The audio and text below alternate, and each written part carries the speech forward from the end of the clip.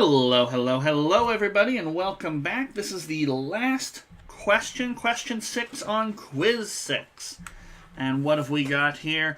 Which of the following is an antiderivative of x cubed minus x squared plus 2 to the x? Okay, this one, it's more rudimentary. It's sort of a 4.9 style question, and I can think of two ways to go about doing this. One, we can sort of remember, well, how do we reverse the derivative process? How do we get an antiderivative for x cubed? How do we get an antiderivative for x squared? How do we get an antiderivative for 2 to the x? These are all things that we've talked about. We've even done a few of these in class. And we could slowly use sum and difference rules for antiderivatives to actually get an antiderivative for the whole thing.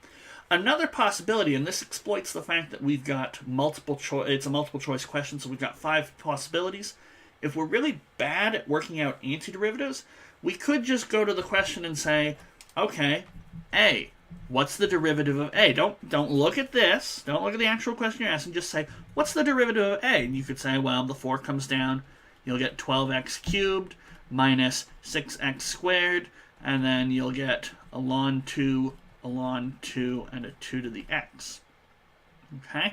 Because as I've mentioned before, oftentimes we're better at deriving things. We're faster at deriving things than we are at anti-deriving things. And so if you wanted to, just go through each of these and say, well, is this answer the derivative that I'm looking for, x cubed minus x squared plus 2x? And it's not. I mean, you could have seen that right away from the 12x cubed. That's not quite what we're looking for. So that's another way to go about doing this question. It wouldn't work on a written question, but the fact that it's multiple choice, it's a great way to go about the question. I'm going to go about it more directly the first way I mentioned. So I'm going to be going, x cubed minus x squared and saying, how do I actually get the antiderivative for that thing right there? Okay? And this is more... It's a better way to go about doing the question, simply because you're going to have... You're gonna need those skills and be able to do those skills on written questions. If somebody comes along on the final exam and says, "Oh, question 27, do this really complicated looking definite integral," and there aren't any multiple choice answers, you're gonna need an antiderivative. You can't do it by first principles, so you're gonna have to get an antiderivative. So it's good practice. If you don't know how to do it on this quiz, well, you can exploit the multiple choice fact, but you really should be trying to compute these things directly. So, we need x cubed minus x squared and then plus 2 to the x. Now, all of these I sort of gave to you in a chart. B to the x, if we want the antiderivative of b to the x, that's going to be b to the x over ln b. We reverse sort of the exponential rule. And what about powers of x? Well, this is sort of the first one I think I gave you guys.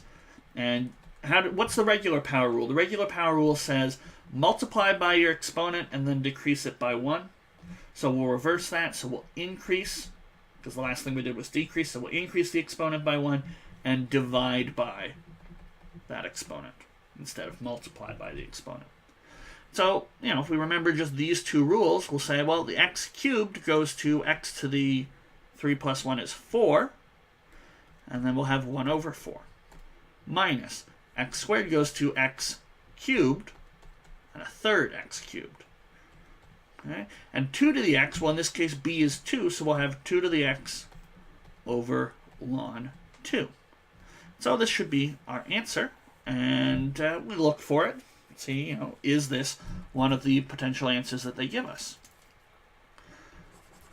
And let's see, I've got, well, here's a 2 to the x over ln 2. Here's a 2 to the x over ln 2. Here's another one.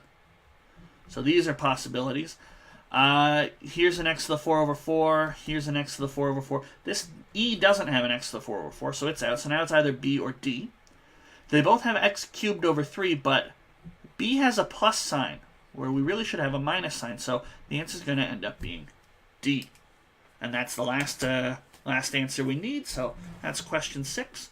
Hopefully these videos have been enlightening, not just these ones, but the ones for quiz 5, quiz 4, and the midterm that I presented. I'll try and work together something for your upcoming final exam. Haven't quite worked that out been a little focused on this quiz here. But yeah, so I hope you guys have enjoyed these. Yeah, that's it. So good luck on your quiz on Friday. I'll see you guys for that then.